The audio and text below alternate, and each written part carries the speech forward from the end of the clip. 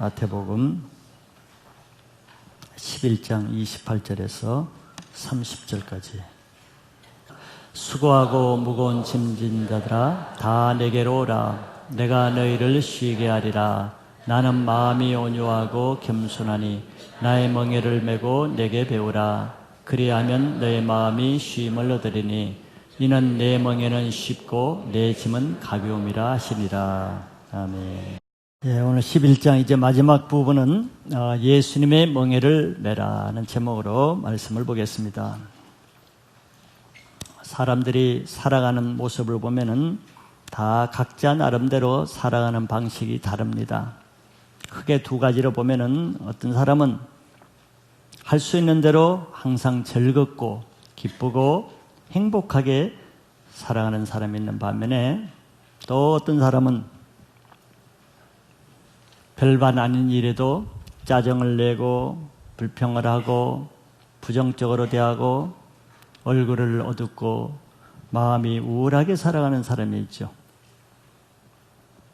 그것은 그 사람의 어떤 환경이 나쁘고 또 그 사람의 능력이 없고 가진 것이 없는 그런 외적인 문제라 하기보다는 그 사람의 생각과 마음의 태도가 그 사람의 삶을 결정한다고 말할 수 있습니다.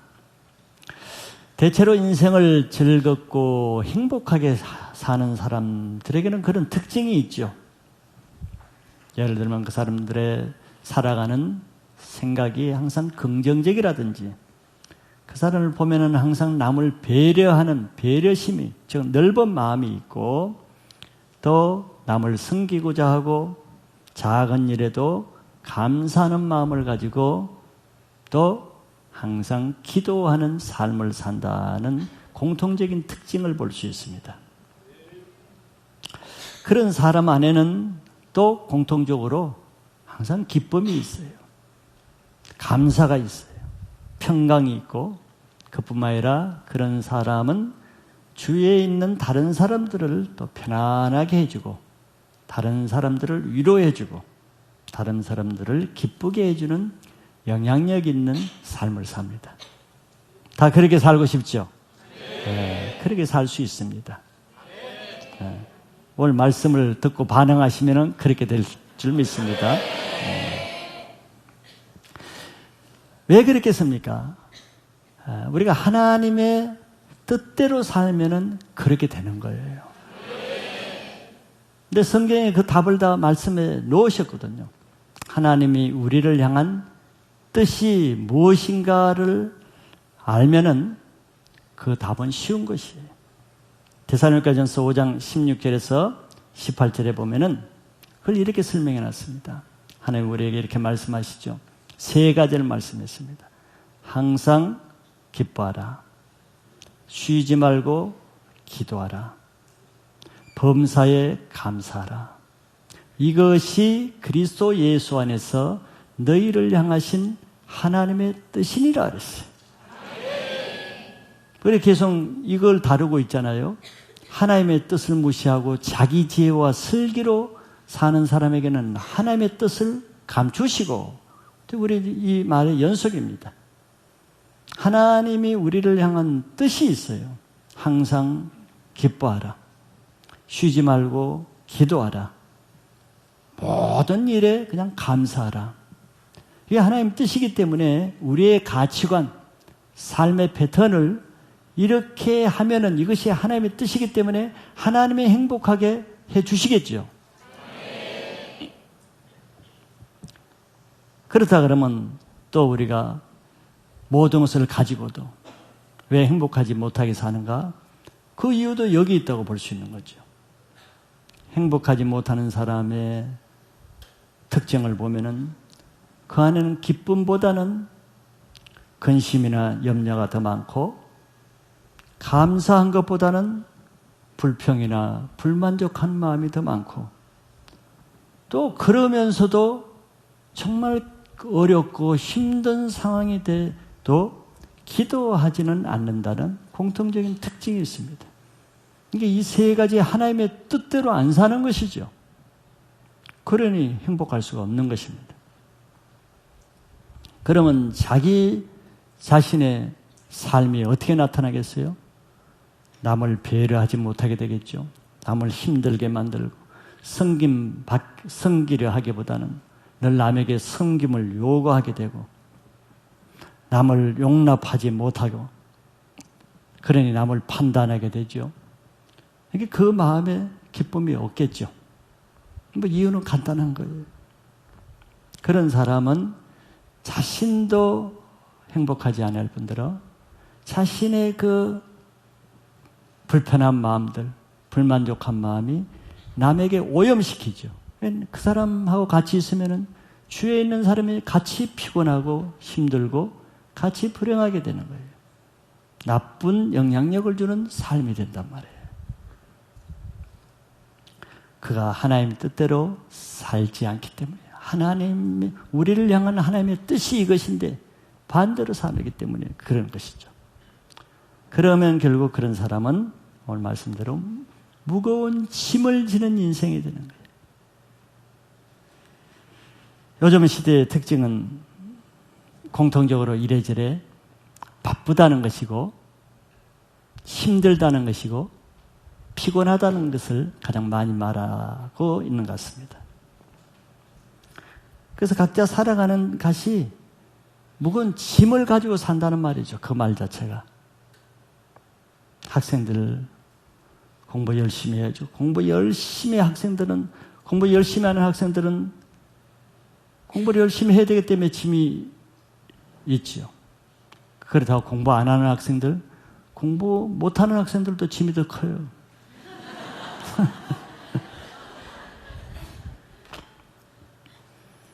직장에 없는 사람, 결혼을 못한 청년들 짐이 되겠죠. 그렇다고 직장이 있으면 짐이 없습니까? 더 큰 짐이죠. 결혼 안 한 것이 큰 짐입니까? 결혼해도 더 큰 짐이 있습니다. 결혼하고 안 하고가 짐이 아니라는 것이죠. 직장 있고 없고가 짐이 아니라는 거예요.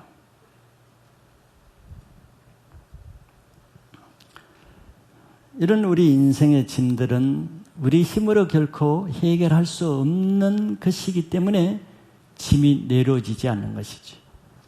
그래서 오늘은 바로 이런 중요한 또 우리에게 실제적인 삶의 실제를 다루시는 말씀인데 오늘 이 말씀은 예수님이 이런 수고하고 무거운 짐진 자들을 초청해 주신다는 거예요.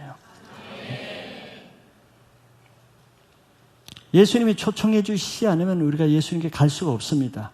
지난 시간에 말씀드렸죠. 누구든지 예수님을 통하지 않고는 하나님을 알 수가 없고 하나님이 오게 하시지 않으면 하나님께로 올 자가 없다 그랬죠. 마찬가지로 예수님이 초청해 주지 않으면 예수님께 올 자가 없어요. 근데 어떤 중요한 VIP들의 모임에 그 모임 좋은 것 같다. 내가 갈 수 있습니까? 갈 수 없죠. 초청장이 있어야 되는 겁니다. 근데 예수님은 우리에게 수고하고 무거운 짐진 자들에게 초청장을 보내시는 거예요.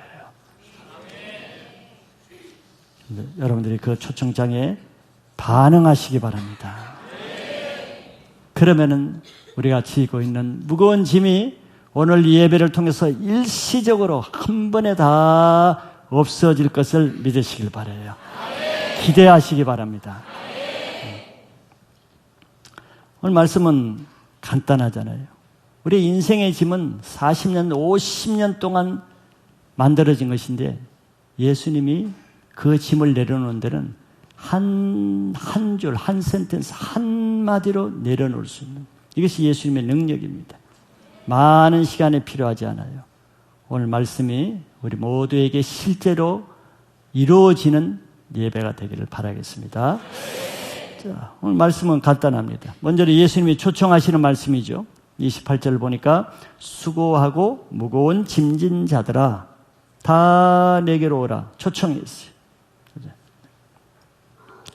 목적은 내가 너희를 쉬게 하리라. 쉬게 하리라.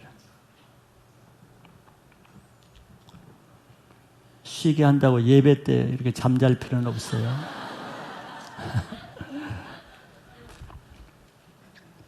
자, 우리 인간이 이렇게 왜 짐을 지게 됐는가? 그 원인을 알면은 쉽게 문제 해결도 할 수 있습니다. 그걸 먼저 생각해 볼 필요가 있겠죠. 왜 우리가 수고하고 무거운 짐을 져야 되는가? 아무도 원치 않는데, 원치 않잖아요, 우리가. 근데 왜, 어디서 이런 수고가 왔고, 이런 짐이 왔는가? 뭐 생각해 볼 필요가 있죠. 한마디로, 인간이 이렇게 내가 원치 않는 수고를 하고, 원치 않는 짐덩어리를 지고 살아가야 되는 이유는 한마디, 뭐에 있겠습니까? 알고도 대답 안 하시는 거죠. 네, 겸손하셔서. 죄에 있는 거예요. 죄.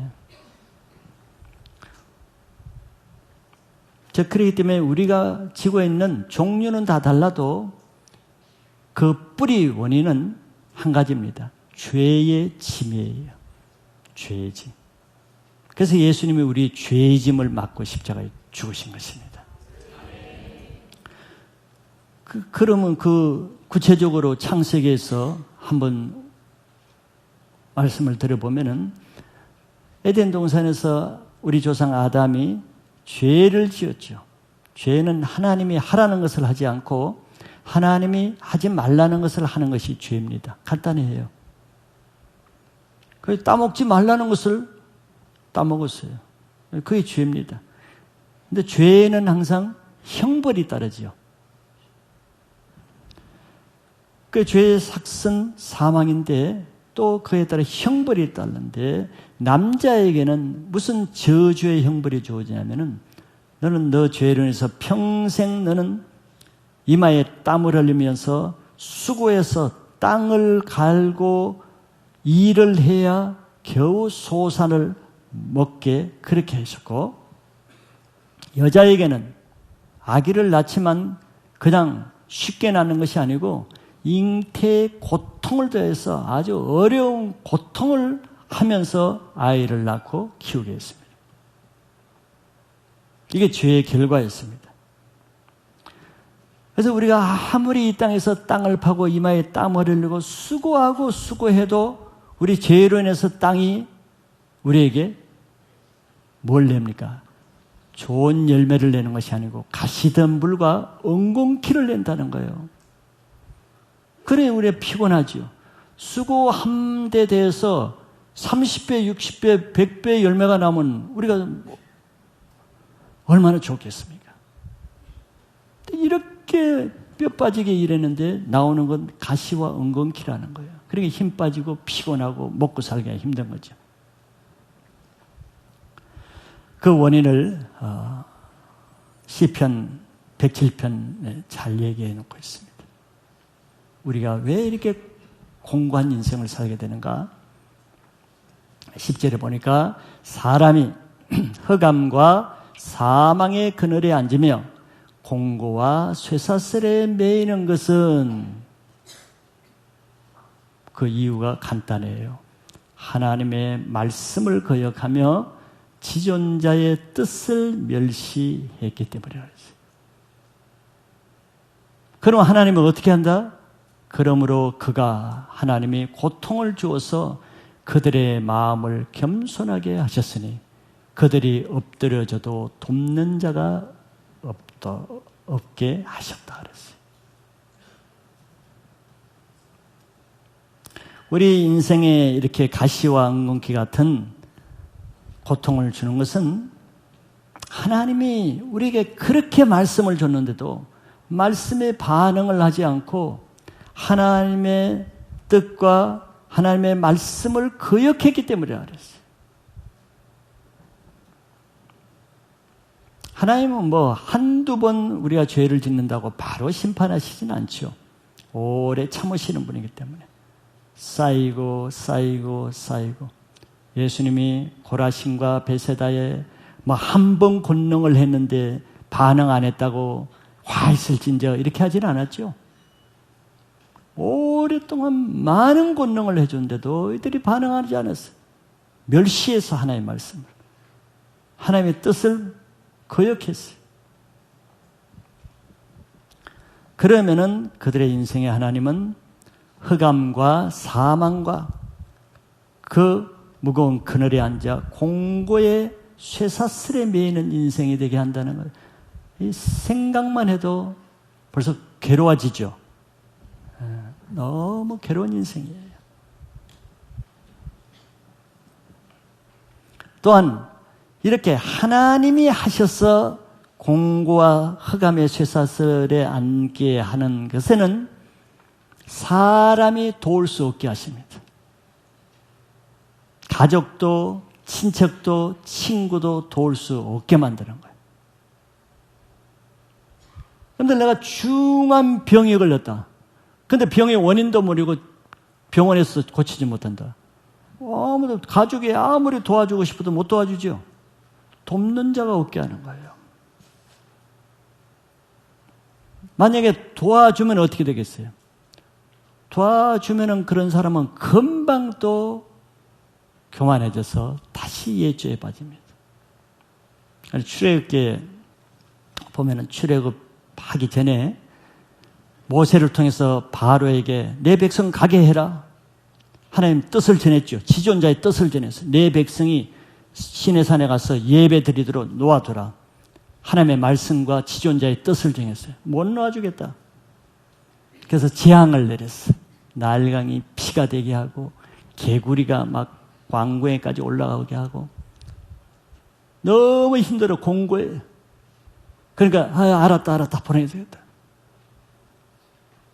그러니까 모세가 도와줬죠. 하나님께서 도와줘가지고 개구리를 다 치워버렸더니 금방 다시 언제 그러는 듯이 마음이 강팍해가지고 다시 못 보내겠다는 거예요.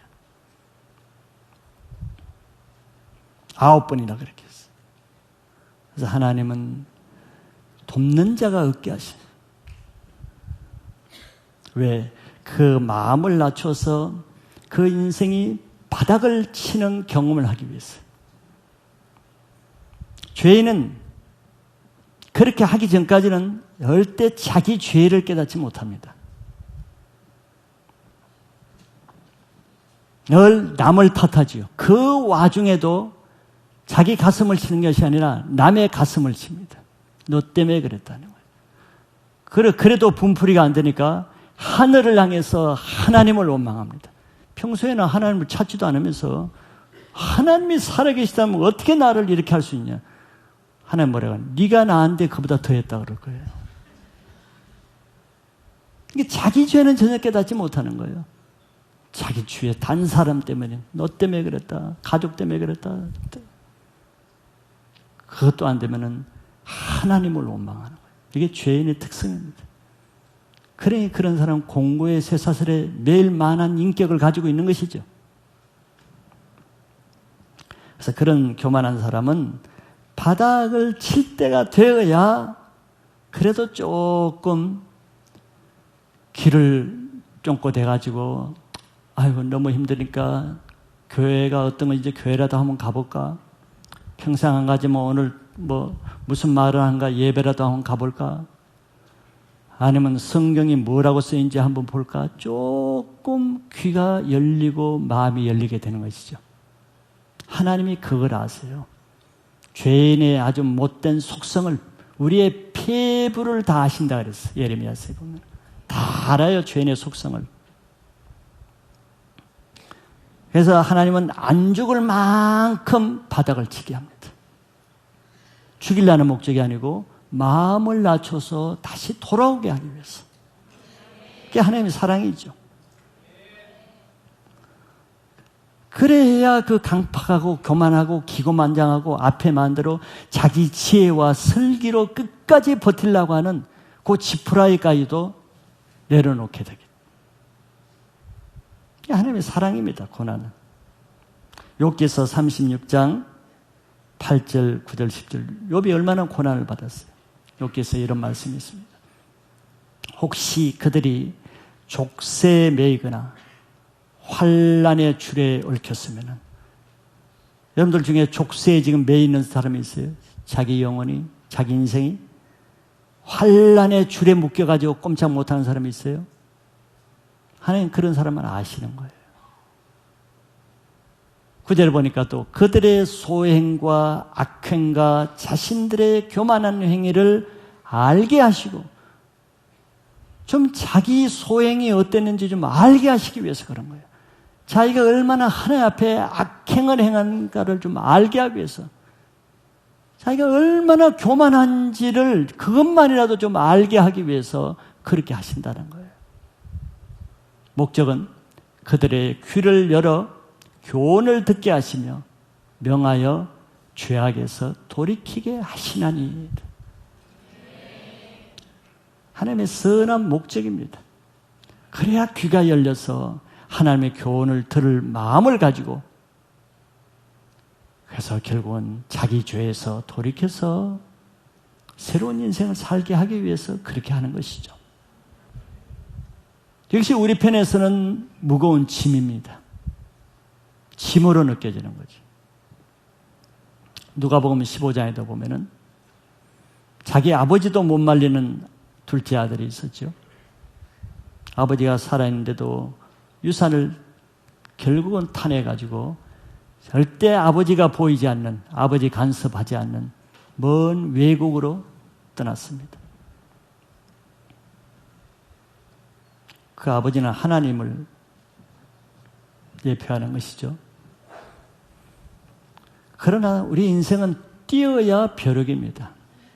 벼룩이가 자기 딴에는 그냥 멀리 뛰기 멀리 뛴다 했지만 고기가 고개에 턱 잡으면 잡히는 거예요.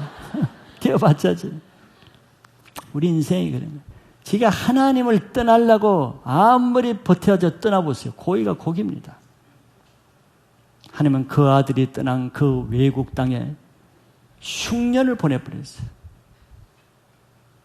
극한 흉년을 보내가지고 먹고 살기가 어렵게 해버렸습니다. 그래서 나중에는 돼지 죽이라도 먹고 살려고 했는데 주인이 돼지 죽도 안 주는 것입니다.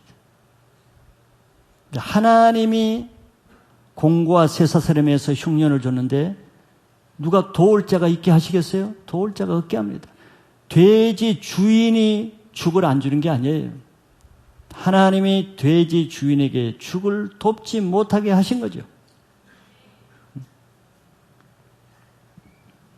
그랬더니 그 아이들이 그 바닥을 칠 때야 이제는 자기 주제를 조금 알았어요. 자기가 죄인인 것을 깨달았다 그러죠. 내가 하늘과 아버지께 죄를 지었으니. 이건 대단한 혁명입니다.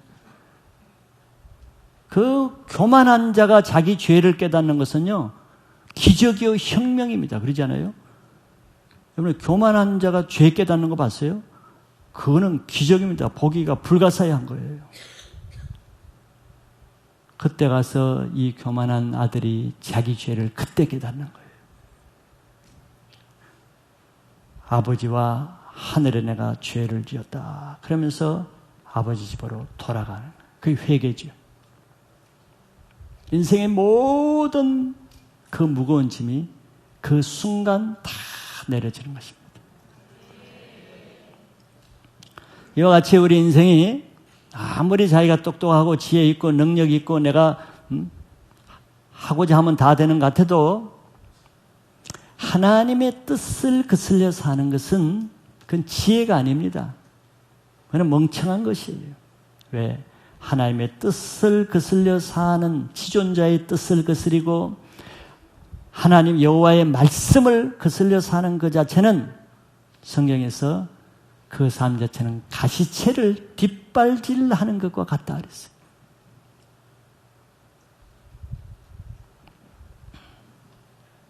말이, 짐승이 가다가 길가에 있는 가시에 찔렸어요. 쥐가 찔려놓고도, 가시는 가만히 있잖아요. 가시는 가만히, 쥐가 가다가 잘못 찔려놓고는 화가 난다고 막 뒷발로 가시를 막 차면 찰수록 쥐발만 아프고 피가 나죠. 하나님을 무시하고 하나님을 대적하고 하나님을 거역하는 삶은 바로 그런 삶이 된다는 거예요. 자기 영혼에 무거운 가시와 같은 멍에를 지게 되는 것입니다. 그래서 하나님 편에 우리가 교만하면은 자기 영혼이 공고해지고 쇠사슬에 묶인 것처럼 무기력하게 되는 거예요. 성경은 하나님이 주시는 그 가벼운 나무멍에도 싫다고 거부하고 짜증내고 불순종하면은 그 나무멍에를 부숴버리는 하나님의 선지자, 거짓 선지자에게 하나님은 그러면 내가 너에게 쇠멍에를 주게 되라 그랬어요. 이렇게 쉽게 하나님이 인격적으로 좋은 말씀으로 하는 것도 힘들다고 버겁다고 짜증내고 거부하면은 하나님은 나중에 가시로 다루신다는 거예요. 우리 말에도 있죠. 좋은 말 할 때 들으라고. 좋은 말 할 때 들어야 돼. 애기가 너 밥 먹을래 안 먹어? 아마 좋은 말 할 때는 먹어. 아마 나중에 꼭 맞고 난 다음에 먹는 거야. 이게 미련한 거지. 왜 밥 먹을 거 이왕 먹을 거 먹으면 되지. 꼭 좋은 말 할 때 안 들으면 매 맞고 먹는 거예요. 울면서. 우리 인간이 뭐 애만 그런 것 같아요. 우리 똑같은 거예요. 그런데 지금 이렇게 점잖게 얘기하잖아요. 점잖게.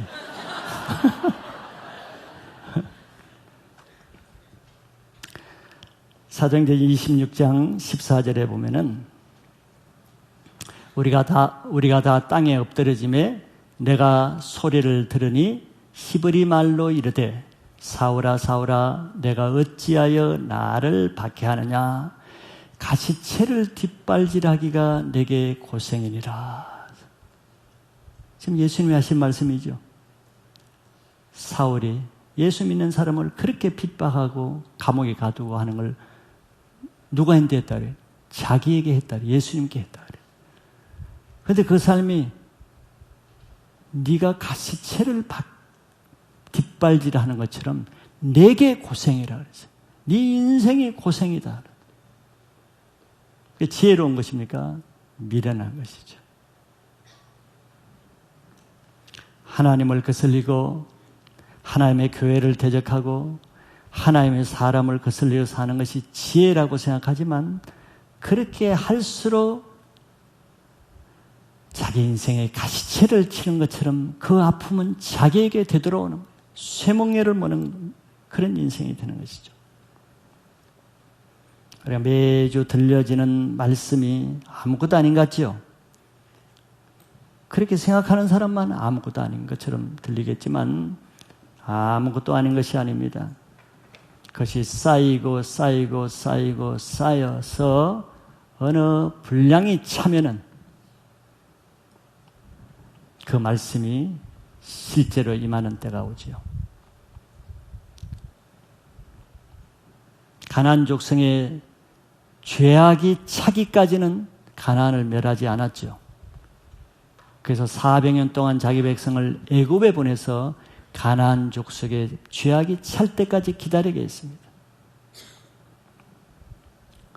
매주 선포되는 하나님의 말씀이 결코 그냥 없어지지 않습니다. 하나님의 말씀을 무시한 채 아침부터 새벽부터 일어나서 밤늦게까지 수고하는 일을 해도 하나님은 그 사람에게 그 대가로 수고의 떡을 먹게 하신다 그랬어요. 시편 127편 1절 2절에 보니까 여호와께서 집을 세우지 아니하시면은 세우는 자의 수고가 헛되며 여호와께서 성을 지키지 아니하시면은 파수꾼의 깨어 있음이 헛되도다 그랬어요. 어떻게 저런 일이 있을 수 있을까? 내가 열심히 집 짓는 일을 하는데 그 수고가 헛되고 24시간 눈을 끼워서 파수꾼이 보초를 쓰는데 어떻게 헛되게 하겠냐? 하나님이 아시죠. 2절에 보면은 너희가 일찍이 일어나고 늦게 누우며 수고의 떡을 먹음이 헛되도다. 그러므로 여호와께서 그의 사랑하시는 자에게는 잠을 주시도다 그랬어요. 공과 쇠사슬에 매인 사람이 좋은 아파트에 있다고 잠을 잘 수가 있겠습니까? 잠 못 이루는 밤이 되죠. 근데 하나님이 사랑하시는 자에게는 비록 좁은 지하방에서도 단잠을 자게 하시는 거예요. 자, 이제 주님이 부르실 때 우리는 돌아가기만 하면 됩니다. 어려운 일이 아니에요. 주님 안에서만 우리 안식이 주어지기 때문에 그렇습니다. 다시 말하지만 우리가 죄인으로서 지는 가장 큰 짐의 원인은 우리의 죄입니다. 다른 사람의 문제가 아닙니다. 하나님의 문제가 아니에요. 자기 자신의 죄로 말미암은 짐이죠. 그래서 내가 비록 많은 지식과 능력을 가지고 좋은 직장을 가지고 많은 재물을 가지고 아주 중요한 일을 한다고 해도 마음에 죄가 있는 사람은 그 중요한 일을 하면서도 불평을 해. 그 좋은 직장에서 좋은 직책을 가는데도 서로 원망하면서 이래. 이게 무슨 쉼이겠어요? 좋은 직장이 짐이 되지. 그 사람에겐 좋은 포지션으로 회장 자리에 앉아 있어도 회장 자리가 쉼이 아니라 가시방석이요 짐이 될 뿐입니다. 교회 안에서도 마찬가지예요. 여러분들 거룩한 일, 중요한 일을 한다고 그것이 뭐 안식과 평안과 행복을 줘요? 중요한 일을 하면서도 바리새인들은 꼭 그 일을 불평하면서 해요. 그 일은 중요해도 그 일을 하는 사람에게는 평안이 없어요. 쉼이 없어요. 죄가 있으면 무슨 일을 줘도 불평하고 죄가 있으면 어떤 좋은 일을 해도 내게는 행복하지 않아요.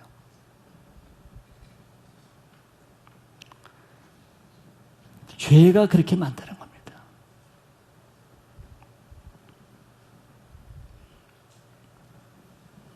그래서 내 안에 죄가 있으면 좋은 집에 살아도 쉼이 안 되고 맛있는 음식을 먹어도 쓴맛이 나고 좋은 여행을 다녀도 여행 중에 다투게 되고 무엇을 해도 내 인격이 그것을 그렇게 만드는 거예요. 바리새인들은 하나님의 일에 헌신과 열심을 낸 사람들이죠. 그러나 그들의 인생은 항상 무겁게 살잖아요. 무거운 짐을 지고 기쁨이 없이 살았어요. 딴 사람이 그래요? 세리와 창기들이 그들을 그렇게 만듭니까? 아니죠. 그들 마음이 완고해서 다른 사람의 혐오를 용납하지 못하고 다른 사람을 사랑으로 감당하지 못하는 자기 자신의 그 인격이 자기 인생을 스스로 무겁게 만드는 것입니다. 그것이 죄지요. 자, 예수님은 바로 결론적으로는 이런 사람을 초청하고 있어요. 이런 사람. 왜 이런 사람은 자기 스스로 자기 문제를 해결 못합니다. 그래서 이렇게 내 인생의 가정에서나 직장에서나 캠퍼스에서나 또 인간관계에서나 교회 안에서나 내 인생의 쇠사슬에 느끼고 공고의 그늘에 앉고 무거운 짐을 지는 것이 있으면은 오늘 주님이 그런 사람을 초청하실 때 나올 수 있기를 바랍니다. 자, 주님의 두 번째로 볼 것은 주님의 해결책은 매우 간단해요.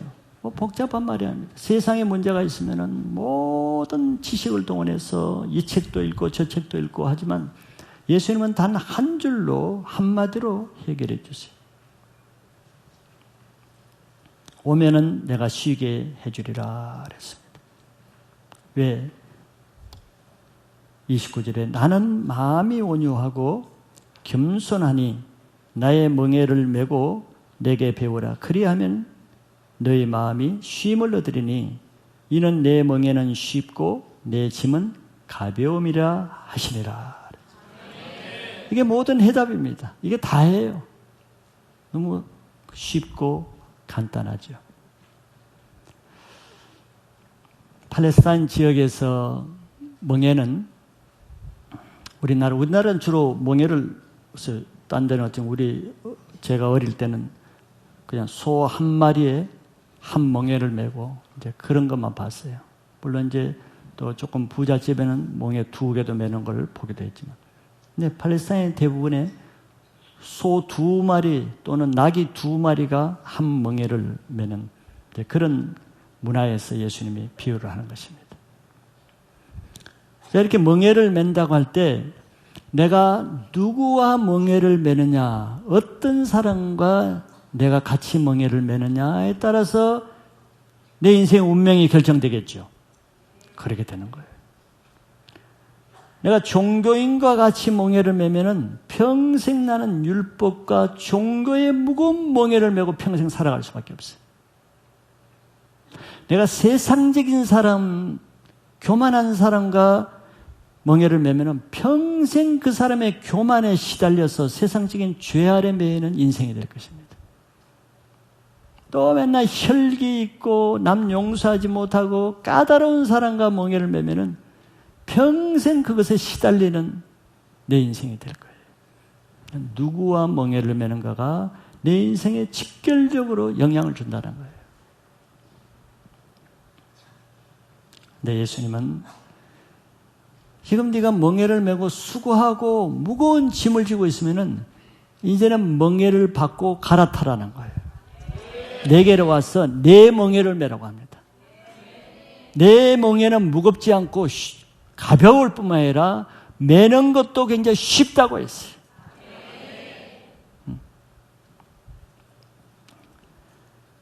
그래서 예수님과 함께 멍에를 메는 사람은 평생 내 인생이 쉽고 가벼운 삶을 쉽게 살아갈 수 있습니다.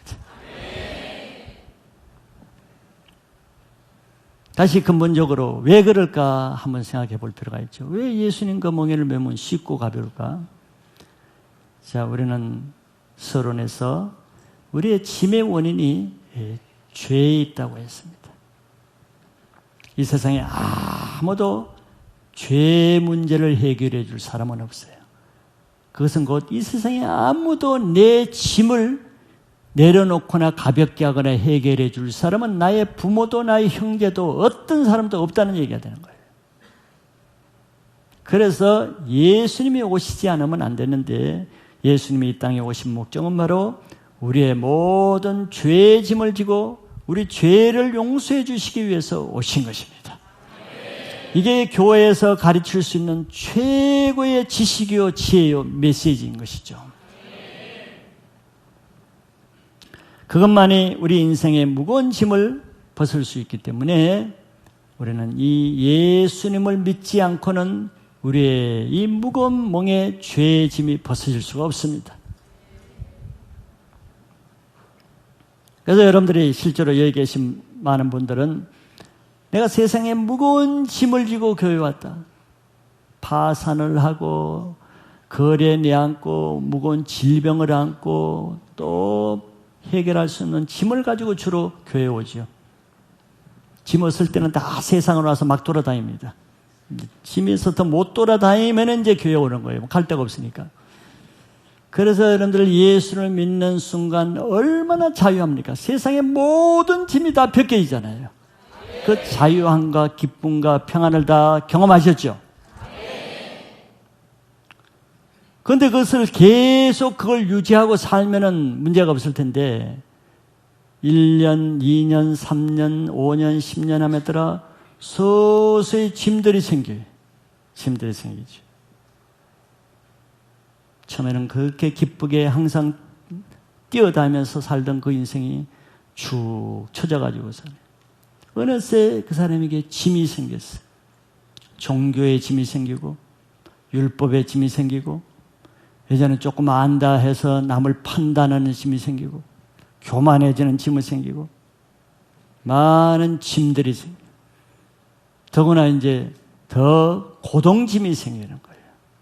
말씀을 판단하는 짐이 생기고 하나님을 판단하는 짐이 생기고 더 높은 교묘한 짐들이 생기는 것이죠.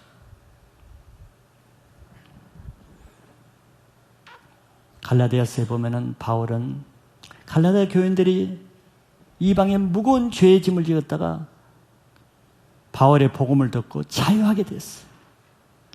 근데 바울이 또 딴 지역에 선교하러 나간 그 없는 사이에 이들이 무거운 짐을 지고 있어. 돌아보니까 율법주의자들이 들어와서 이들에게 무거운 짐을 지어놓은 거예요. 그래서 너희가 성령으로 시작했다가 육체로 마치려 하느냐 그랬어요. 너희가 하나님의 은혜를 육체의 기회로 삼고자 하느냐 그랬어요. 바로 교회를 다니면서 예수를 믿고 나서 다시 짐이 져지어진 점은 이런 짐들입니다. 그래서 오랜 전통이라는 짐이 지어지고 하나의 종교적인 패턴이라는 짐이 지어지고 더 가벼워져야 되는데 주님 앞에 살면서는 짐이 내 짐은 가볍다고 했는데 신앙생활을 하면 할수록 더 무거운 짐이 되는 거예요.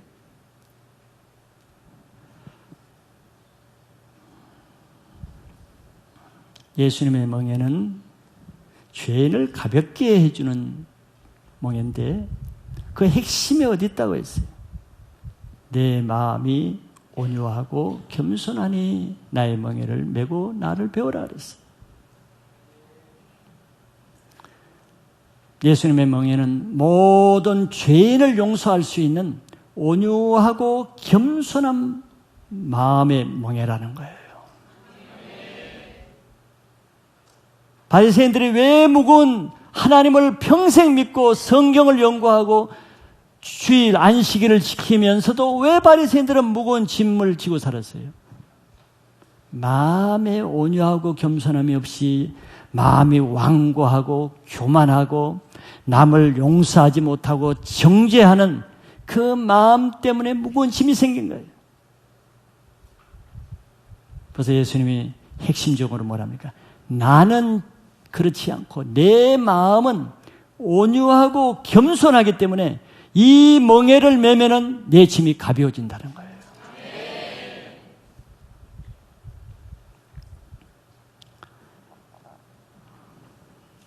우리 안에 무거운 짐을 지는 이유는 남의 죄를 용서할 수 없는 그 완고한 마음들, 남을 사랑하지 못하는, 남을 섬기지 못하는 그 교만한 마음 때문에 내가 무거운 짐을 지는 거 아니에요. 온유와 겸손의 반대가 뭡니까? 뭐 여러 가지로 말할 수 있겠죠. 온유한 것의 반대는 까다롭고 교만하고 완고하고 이런 것이, 겸손의 반대도 마찬가지예요. 남의 말을 듣지 않고 순종하지 않고 대적하고 하는 이것이 겸손하지 않는 마음이겠죠. 바로 그런 완고하고 교만한 마음이 자기 인생의 가시채와 같이 자기 인생을 스스로 괴롭히고 스스로 무거운 짐을 지우게 만드는 원인이라는 거예요. 그래서 이제 너 그런 짐 내려놓고 그런 멍에 내려놓고 내 멍에를 메라. 내 마음은 온유하고 겸손한 멍에라는 거예요. 네?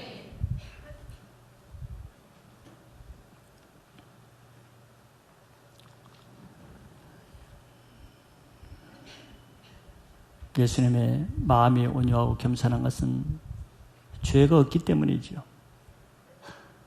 다른 말로 하면 내가 죄를 품으면 내 마음이 완고하게 되잖아요. 죄를 품으면 내 마음이 교만하게 되거든. 죄가 있는데, 여러분들, 내가 죄가 있는데 마음이 온유하게 되는 거 봤어요? 내가 죄를 지으면서 마음이 겸손하게 되는 걸 봤느냐고. 그거는 맞지가 않는 거예요. 있을 수가 없어요.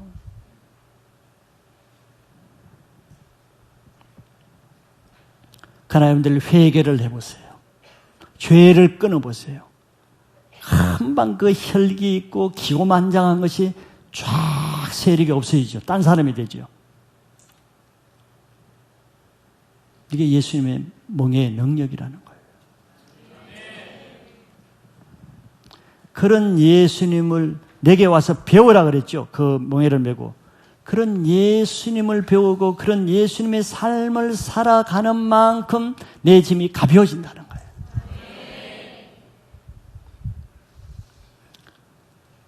여러분들 실제로 어떤 어려움, 사건이 있다고 해봅시다. 뭐 어려운 문제가 있다고 해봅시다. 또 억울한 일이 있다고 해봅시다. 짐이 되겠죠. 나를 괴롭히는 사람이 있고 내가 해결할 수 있는 어떤 직장의 문제가 있고 나를 괴롭히는 사람이 있으면은 우리는 그 사람 때문에 내가 힘들다고 생각하겠어요. 그러나 정작 더 힘든 것은 그 사람을 이해하고 용서하고 사랑하고 도와줄 마음이 없는 내 마음의 완고한 그 마음이 그 사람 때문에 내가 짐이 되는 것입니다. 근데 예수님이 멍에를 매보세요. 자, 그런 사람, 똑같은 그 사람에게 내 마음을 꺾어보세요. 내 교만한 마음, 완고함을 꺾고 그 영혼을 사랑으로 불쌍히 여기면서 온유한 마음으로 내가 겸손한 마음을 가지고 딱 작정만 해보세요. 금방 그 전에 혈기 있고 분하고 씩씩거리던 그 세력이 쫙 없어지며 내 마음에 평안이 오게 됩니다. 실제로 그렇죠. 교만한 사람은 절대 그걸 못하잖아요. 늘 무거운 짐진 사람은 그거 하나를 못하거든. 그 무거운 짐을 못 내려놓고 예수님의 멍에를 못 쥐거든. 그 벽지장 한 장 차이입니다. 그거 못하기 때문에 그 자존심이라는 무거운 짐을 지고 평생 사는 거예요.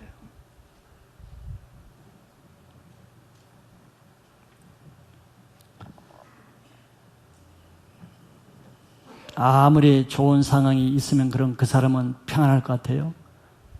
그런 악한 사람이하고 자기가 잘해주는 좋은 사람이 있으면 그렇지 않습니다. 그 마음이 그만이 똑같은 거예요. 아무리 좋은 사람을 붙여도 교만한 사람은 자기 스스로가 그 사람의 불만거리를 찾게 되고 비판거리를 찾게 되고 그 사람을 용납하지 못하는 마음을 스스로 가지기 때문에 누구를 붙여줘도 그 사람이 자기가 그 인생의 무거운 짐을 가지고 그 사람이 하는 말을 보세요. 늘 짐이 무겁다는 말 하죠. 나 저 사람 때문에 힘든다. 나 이 일 때문에 힘든다. 나 이 교회 때문에 힘들다. 나 저 셀 때문에 힘든다. 내가 짐이 무겁다는 얘기를 하는 거죠. 누가 짐진 거예요? 그 사람 스스로가 저렇게 지금 짐거리를 만드는 사람이구나. 그걸 나타내는 거죠. 그 사람 마음이 온유하고 겸손하지 않다는 것을 자기 입으로 불고 다니는 것이란 말이지. 겸손한 사람은 그렇게 말해요. 내가 아직 인격이 안 됐어. 내가 아직 그걸 용납하지. 늘 자기 죄를 말하지 남을 인해 불평하는 말을 하지 않습니다.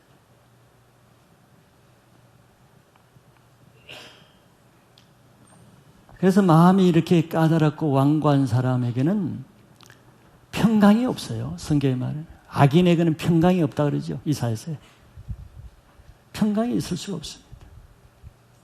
평강을 남이 안 줘서가 아니라 자기 마음의 평강을 거부하는 거예요. 예수님을 배우라고 하죠. 내게 배우라. 예수님의 삶 만만치 않았어요. 예수님은 하나님의 아들이고 세상을 심판할 능력을 받았기 때문에 모든 것이 예수님의 평탄한 삶을 산 게 아닙니다. 오히려 우리보다도 더 어려운 삶을 사셨죠. 예수님은 가는 곳마다 바리새인과 서기관이 가는 곳마다 따라다니면서 괴롭혔잖아요. 고속거리를 찾기 위해서. 예수님의 사역 만만치 않았어요.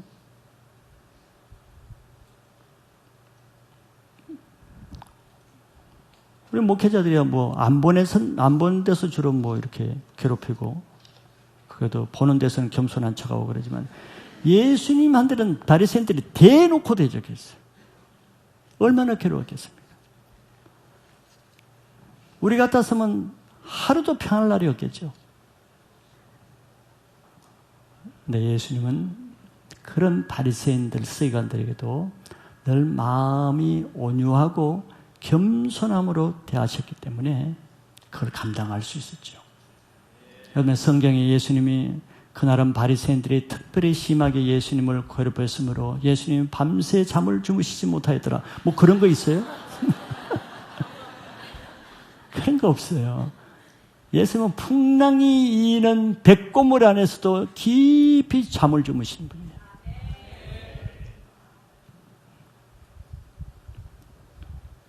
심지어 자기를 십자가에서 못을 박는 그 군병에게조차도 온유와 겸손으로 아버지, 저들이 자기 하는 죄를 알지 못하니 저들의 죄를 용서해 달라고 온유하고 겸손한 마음으로 되어 있습니다.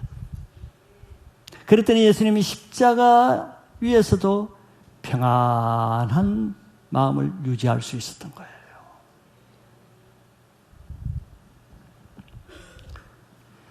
자, 우리가 이 예수님께 나와서 예수님의 인격을 덧입고 이 예수님의 삶을 배우며 살아나갈 때 내가 예수님의 삶을 사는 만큼 내 인생의 짐이 가벼워집니다. 왜냐하면 예수님이 십자가에서 이미 우리가 져야 될 모든 인생을 다 지셨거든요. 죄짐 맡은 예수라 그러잖아요. 지고 십자가 이미 다 감당해 주셨고 우리가 겪어야 될 수고의 고통을 이미 다 채찍에 맞으시고 못 박힘으로 다 해결해 놓으셨어요. 그렇기 때문에 지금 여러분들의 짐이 없을 수는 없겠죠. 물론 큰 짐이 있고 적은 짐이 있고 다른 짐이 있을 뿐 아무 짐이 없는 사람은 없을 것입니다. 개인적으로 자기 마음의 짐, 가정 가운데 가족의 짐, 직장 가운데 져야 될 사람의 짐, 또 심지어는 교회 안에서 셀 안에서 부딪히는 사람의 짐, 또 개인의 어떤 사람은 고칠 수 없던 중요한 질병의 짐, 많은 짐들이 있습니다.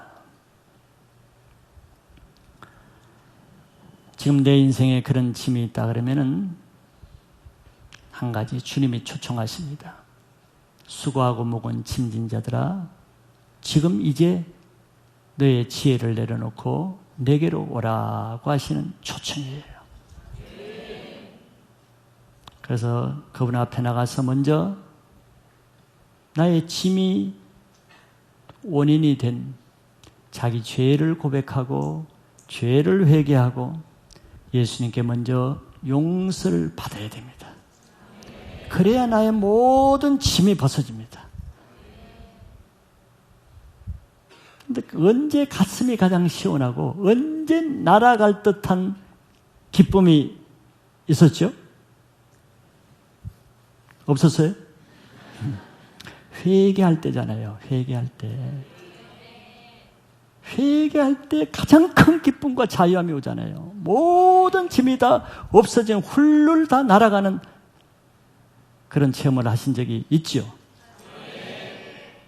그 말은 뭐겠어요? 그동안 자기를 무겁게 한 것이 바로 그 죄였다는 것이 증명이 되잖아요. 그리고 나서 온유하고 겸손한 마음으로 다른 사람의 죄를 계속 용서하면서 예수님을 배워감에 따라서 내가 자유함을 얻게 됩니다. 그래서 여러분들이 내 마음이 온유해질수록, 겸손하게 될수록 내 영혼이 그만큼 더 평안과 쉼이 주어지면서 기쁨이 주어지는 것이 자기 자신에게 주어지는 거예요. 그래서 이제 이번 한 주간도 이 말씀에 반응하셔서 자기 자신에 정말 쉼이 없고 내 얼굴에 웃음이 사라지고 기쁨이 사라진 그런 삶이 좀 오래됐다고 하신다면은 이제는 그 짐 내려놓을 때가 된 거예요. 왜? 이 말씀이 그 사람에게 들려지는 데는 다 뜻이 있습니다. 주님 안에서 참 쉼과 평안을 얻기를 원한다 그러면은 오늘 말씀을 기억하시면서 이번 한 주간 이 말씀에 반응하는 삶을 사시기 바랍니다. 이걸 또 놓쳐버리면 그런 기회가 언제 올지 장담할 수 없잖아요. 주님께 나가서 지금까지 자기 지혜와 꾀로 살아온 삶의 패턴, 삶의 모양을 내려놓고 마음을 온유하고 겸손하게 주님 말씀대로 살아서 주님의 평안이 여러분들의 축복이 되시기를 축원합니다.